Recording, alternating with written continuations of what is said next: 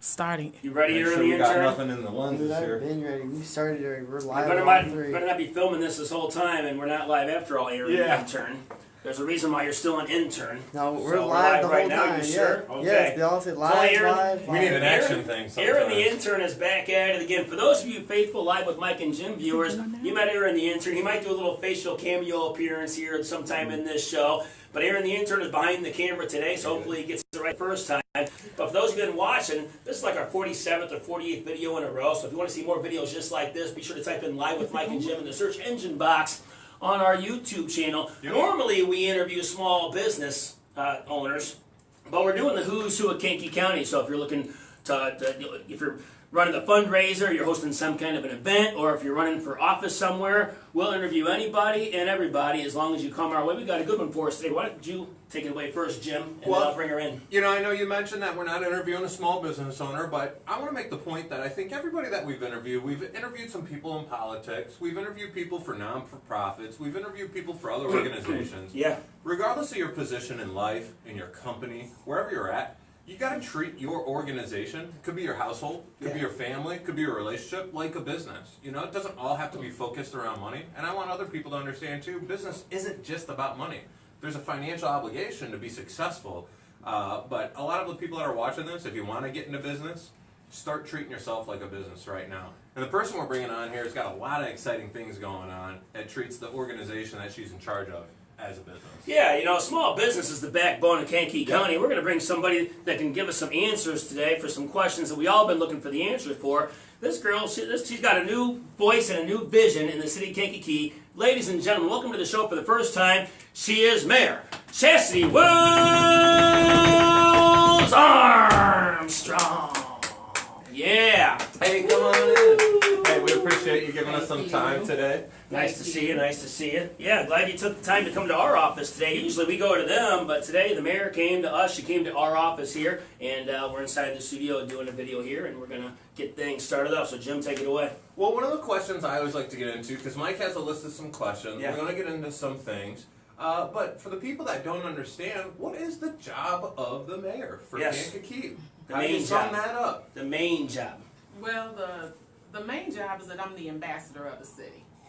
I am the advocate for the city, and so my job is to lead, to bring people together, to address the challenges that we have, and to engage all the different members of our community, as many as I can, to get their perspective so that we can make informed decisions. That's awesome. And off camera, you guys weren't here to see all of it, but we got to know the mayor a little bit off of camera. And the one thing that really stuck out to me is, you know, she's not a politician, right? The word you used was a public servant. Absolutely. And I thought that was really neat because I think a lot of it, when they're in a leadership position, really depends on how you approach that leadership position and the title of it. So really neat, really cool to discover. Mike's going to get into some really great questions.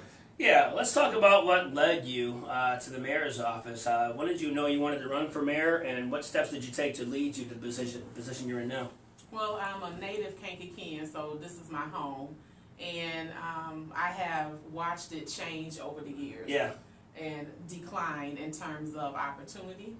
And so I knew as a young person that I wanted to be involved in my community in some way, and so I've served on different organizations throughout the community and throughout the state.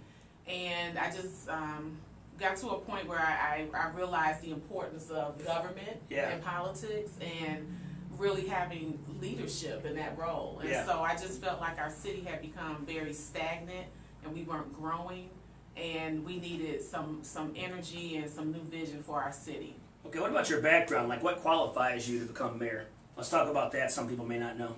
I am not licensed social worker. I have a master's in social work, and I'm certified in addictions counseling. I worked for 2 members of Congress, and I've just had a very diverse background in terms of relating to people and working with people in different systems and community. And I think that is a very valuable experience to bring to the table as a mayor. Yeah, I don't want to do all of the talking, so we'll kind of go back and forth and play a tennis match between Jim and I with the questions. You got something, then I'll take one after you.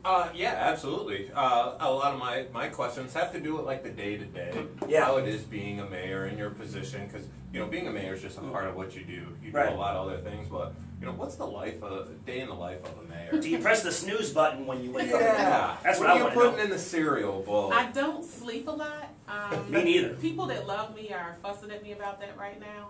I work a lot. My position is technically considered a part-time position, believe it or not.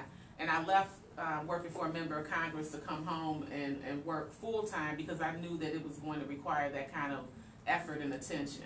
But I mean, I was at work last night till after 11 o'clock.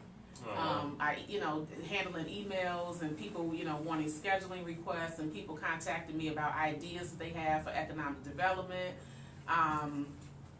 Team building, making sure that my staff are supported and they have what they need, being prepared for our council meetings, the business meetings that we have twice a month. So there's a lot that goes into it. I also enjoy the community component of it. Tonight I'm actually conducting the band at the we have a municipal band in the city, and so I'm going to be conducting one of the songs tonight. And fun! And people invite me to family reunions and to different events throughout the community. So it's more than a full-time job, but I enjoy it and I feel like I'm in the right place right now. Yeah, well, it seems like you're doing a really great job. So we we appreciate you think putting so. in that extra time. Thank you. And some of those things, a lot of people, we talked about reputation and how that shines through. And it's not just about what you're saying you're going to be doing, but it's actually about some of the results. And that's what we're going to get into here in a little bit, are some of the results based off of the actions that has taken place already, just in her short term in her position. Yeah, so let's get into that. I mean, during your run when you were campaigning for mayor, you talked to a lot of the high school kids, you talked to a lot of the senior citizens, you talked to a lot of people in the community. What are some of the concerns you felt the need to address right out of the gate? Everyone is worried about growth. Mm-hmm. Everybody wants to see the city grow, economic development, opportunity, jobs. Everyone is worried about public safety, and that's what I try to stress to people as we continue to address issues that come before us. These are not political issues. These are human issues. All of us care about public safety. All of us want our kids to be safe in their neighborhoods and to have opportunities. Good stuff. Well, a lot of the citizens, even especially I would say the senior citizens, they were feeling squeezed by the increasing property taxes. So let's talk about how you're handling that.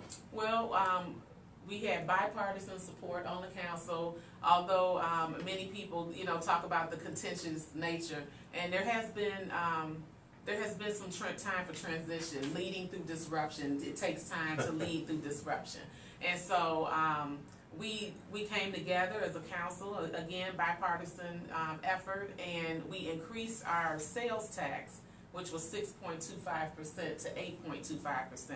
And we did a very thorough analysis of other communities around us. Mm-hmm. We were one of the very lowest communities in terms of sales tax. Yeah. And we hadn't increased it over the years because we had these sales tax sharing agreements from long ago and we didn't need to.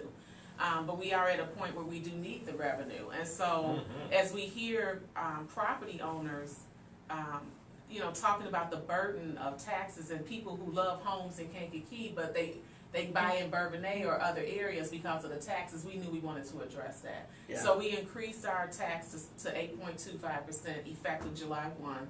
And what we are planning to do is that additional 2% that we raise in revenue, we will abate property taxes, the pension items on our residence tax bill. Okay. And so that will bring our tax rate from 17 down to 13. So we are anticipating about a 20% reduction in property taxes for our residents. Yeah, I'm new to all of this. I mean, I've been, looking into what's going on in my community for the last couple of years, more so than years past. So I'm still learning on the go. But when you increase the sales tax, there might be some people that don't exactly like the idea. But when you decrease property taxes, that extra money's got to come from somewhere. You got to get the more money from somewhere. So that's why you had to increase the sales taxes. Right now, that much works. Correct. Our pensions are, an issue. Like most municipalities throughout the state. Throughout the country, pensions are an issue, and we have a very large police department and fire department, and a lot of people don't understand, Bradley and Bourbonnais, they don't have full-time fire. We do, and we have pension obligation, And, you know, for several years back, decades back, the pensions weren't adequately funded. And so we're dealing with that now. And so that's why we want to make sure that we address that issue by abating the tax bills and bringing that relief to our residents. Good stuff. Well, we can talk about the police department for a little bit. The crime index is at its lowest in 30 years in Kankakee, so let's talk about what steps led to that since you've taken over. Well, I think having a chief that aligns with my vision is really important, and there's been some conflict regarding that. But I am very passionate about relationships in the community. I think it's very important, and this chief agrees with me on that. Yeah. And so we've received a lot of positive feedback, particularly in minority communities. They're not afraid of the police. No. You know, the relationships are starting to become better. Our police officers are going to ward meetings, the neighborhood meetings, Yeah. and people are developing relationships and getting to know them.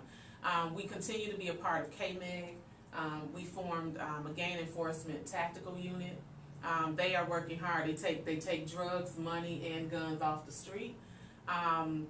You know, we have stepped up our outreach efforts again to improve relationships. They did bike rides with people in the community. They did a trunk or treat for the kids. And people are starting not to feel so stressed and tense. Our relationship with the state's attorney is great. And that's really important so that we can work hand in hand to prosecute crimes. And I recently became a member of the Cities United initiative, and that's a coalition of mayors across the country. It was started during 2011 by Mayor Michael Nutter in Philadelphia and Mitch Landrieu, who at the time was the mayor of New Orleans. And we were watching, you know, the increase of homicides, particularly among African American males, ages 12 to 24. And so, you know, we have to become smarter and look at things through a different lens. And so now we're viewing this as a public health issue and looking at the environment. You know, what is going on in the environment where our African American males are being involved in gun violence. And so I've joined that initiative, and I'm actually in the process of rolling that initiative out to implement a citywide public safety plan. So we talked about this. We did a presentation on this Monday night. Yeah. We had a young lady design a logo for Kankakee United is what we're calling the initiative. And we're in the process of partnering with our stakeholders in the community to find out what are they doing to address violence and how can we align our efforts and our resources so that we can continue to have positive outcomes in terms of public safety. Okay. Wow, that is a lot of good stuff. For you guys that are just joining on the live stream, we want to say thanks for joining. Very exciting interview here. We're with Mayor Wells-Armstrong, and she's going through a lot of different things, and we're learning just like you. You know, I'm not big into politics. I don't understand, you know, how a city's ran completely all put together. Neither do I. You know, and you hear things like people hearing that, hey, our sales tax went up 2%, but then they don't ever hear the backside to that is why that was raised. And that's why she's on the show today. Housing taxing, reducing it 20%. I mean, there's a lot of good stuff going on here. And for me, you know, how does somebody get more aware or more educated into what's happening into their city? You know, me and Mike went and did this interview, but how do other people get more involved? Well, you can attend city council for people that live in Kankakee. Our city council meetings are held the first and third Mondays, 7 p.m. at the Public Safety Center located at 385 East Oak Street. I conduct Facebook Live sessions every month for my constituents, and you can like my Facebook page, which is Chasity Wells-Armstrong, Mayor of Kankakee. Also on the website, citykankakee-il.gov. Our city council meetings are now live streamed. Live streamed. Oh, cool. I believe in transparency in government, and that was something that I implemented back during July of 2017. So now, that's awesome. so now the council meetings are live streamed from the website, and if you don't have time to watch them while they're going live at 7, you can go back and watch them because they're saved there and recorded. Oh, great. Exactly. I just think that's a good way to engage with the people and to get the word out there, to engage your audience. And, you know, a lot of mayors don't like doing that kind of thing. But what makes you want to do that? Is it because you think it's better to engage with the people more directly?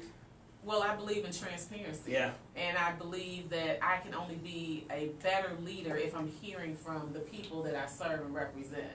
And the other thing about our website, it translates into about 80 languages. So if you speak Spanish, we have a growing Hispanic demographic in the city of Kankakee. Yeah.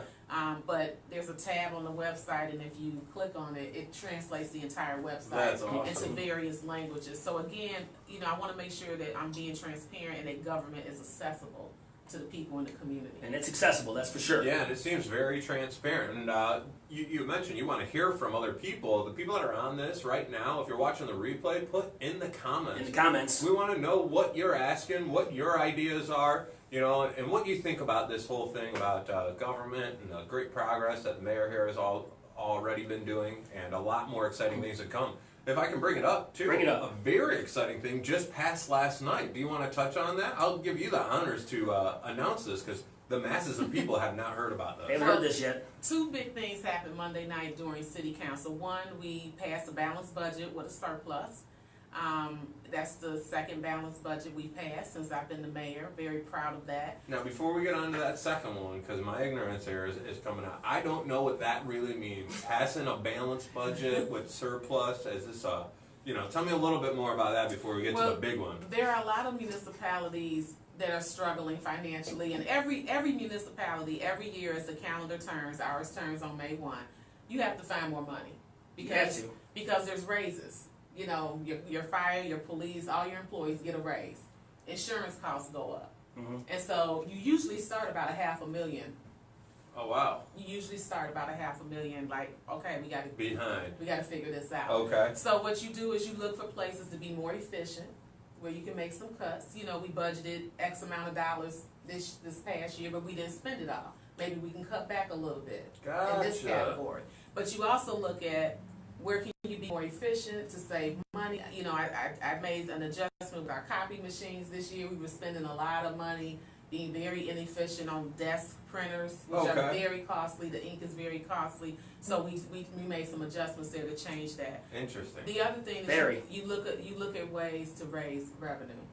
And so one of the things that we did, I think a big mistake the city has made is that sometimes people are just very closed-minded when you come from a smaller town. Sometimes. I would say a lot of the time, and I'm not hating on anyone, but And it's just a fact. Some people are just very uncomfortable with change. With change and with dealing with people who are not from the community. And I just felt like it was really important that we have a very sound legal team that are experts in municipal law. So when for example, doctors, every doctor can't do everything. Yeah. A cardiologist is not a brain surgeon. No. right. They're not an orthopedic. They have specialties, and attorneys are the same way. And so we haven't been running the city with attorneys who specialize in municipal law. And so I decided when our last attorney decided to retire, and he worked very hard and he did a very good job for us, but I decided that we really needed to focus on that. And so we hired a firm. And so, for example, this person in the firm is an expert with union contract negotiations, and this person in the firm is an expert with TIFs, and this person is an expert with bonds. And it brings a talent and an expertise to the table that has been helpful to us already. So for years ago, we had these TIFs. We had two in particular that we did not access. So when you have a TIF, if Mike does legal work for the TIF, specific things that are done specifically for that, you can charge it to the TIF and recoup your money. We were paying it out of the general fund. Okay, so your expenses paid for something was getting paid out of an account that wasn't needed for it. Exactly. So we went back and we went back and recouped 13 years of money that should not have come out of our general fund, and that's how I was able to balance the budget. That is due Yeah, diligence good right stuff. there. How do you like those apples? So the next big piece of information, drop it on them. This is big. Drop it. This is huge. You're going to want to turn up your phones or whatever you're watching. Turn this it all on. the way to the right. So there's been rumors that the city of Kankakee has had all these plans, and that we have drawers of plans, and so when I started running, I was looking at the resources that we have in our community, and one of the underutilized resources, I feel one of the most underutilized resources, is our river. Amen. And not many communities have that. And if you look at what's been going on across the country, particularly in Midwest towns, towns that had a lot of industry and lost that, towns that have revitalized their river have revitalized their communities. Yeah. And there are some that are not far from us. And so that was something that I wanted to take on, immediately coming in as a new mayor. And so Monday night, we accepted and adopted the Riverfront Master Plan for the city of Kankakee. So I'm very, very excited. We already have progress on this project. We secured an ITEP grant, which will start our phase 1 engineering along Court Street, Fisherman's Park, down to Station Street. That grant is all about connectivity, connections. And so, we had a pedestrian bridge open by Riverside, bikes and walking. It will improve that. You won't see construction on that because it's phase 1 engineering yet. Sure, designing, getting it together. Exactly, but we've already secured money for that. We have someone that's committed to donating property along River Street. We're forming implementation and foundation teams. We're starting to have meetings with industry because we know CSL announced a 1.8 million square foot expansion, and they are getting ready to do a lot of hiring, high quality people, scientists, engineers, and they need people to have a community where they have housing, Yeah, exactly. and amenities, and where they can recruit and retain good employees here. That's so, awesome. So Very this is exciting. a transformational project for the city. And, to recruit investment and development. We now have opportunity zones that have become available. And so I'm just really excited about everything that's going on. Yeah, I think a lot of people are excited about that one. Let's talk about CSL because they are expanding. They're going to be bringing in, they say, over 2,000 people. Well, these people are going to need somewhere to live. So what are their housing options going to be when they eventually get here, and how can we tackle that? Well, I can't speak in depth. I was approached by someone that is interested in doing some development for housing. Yeah. And so that is at the forefront of the administration. Yeah. We know we need more housing. That's up there with public safety and economic development is housing. We need more housing. The other thing that I'm excited about, as I previously mentioned, are these opportunity zones. The city of Kankakee was declared an opportunity zone, and they look at census tracts, and it allows wealthier people, investors, to be able to partner with us to create some projects, and housing is one of the focuses of that. So we just had a meeting, with some folks a couple weeks ago about that, and we're looking at where can we identify some projects, and housing is on the top of the list of that. Oh, wow. To get some development going. Yeah, and also we can touch on the riverfront again. I mean, it's going to make Kankakee look more glorious and beautiful, but how is that directly going to help bring business to Kankakee County, if we can touch on that for those who might not see it? Well, construction of it is going to provide construction jobs, of course, to build it. But we are looking, the draft is actually on the website under, I believe, the community tab, Riverwalk. There's a draft of it. But, we envision, it's not just for recreation, it's for development. We want restaurants down there. We want to make Kankakee a premier riverfront destination. Yes. And, we want to put in whitewater rafting. No area in the region has that. Wow. No area in sound the of that. region has that. And, Naperville has a beautiful river walk. It's beautiful, but we have, it's more like a stream, no offense to Naperville. We have a river, and we just want to see, recreation. We have people that are kayakers and boaters. Yeah, kayaking is getting more popular around here. It is, and canoeing and zip lining. I won't try the zip lines, but I might. I know people that would. I just came from down south towards New Orleans and all the way up, and there were a lot of things that said zip lining here and there, and I would have never thought, but when you get a little bit more south, there's a lot of opportunities to do that. So it's not just recreation, but it's also development. I would like to see a hotel there. I would like to see condos there. Yeah. And like I said, restaurants, cafes, little shops along the river. So just really excited about this project. That's the answer I was looking for right there. Let's talk about some of the biggest challenges being mayor. Your life has changed quite drastically, I'm sure, from before you were mayor. What kind of challenges have you met since you've taken over as mayor? There's not enough hours in the day. Yeah, I know. Just one, the first one that comes to mind. There's not enough hours in the day. I just participated in a conference, and the focus was leading through disruption. And people think of disruption as a negative word. Yeah. But it's been really challenging to change the mindset. There was a slogan back in, I think, the late 80s, early 90s, the last one out of Kankakee, to turn off the lights. And you have some people that are just very negative, that lack of vision. For people who are spiritual, there's a scripture that says, without a vision, people will perish. And that's why I ran, because I do have vision, and I am bold, and I'm not afraid. And we need that kind of leadership to transform our community. We need that.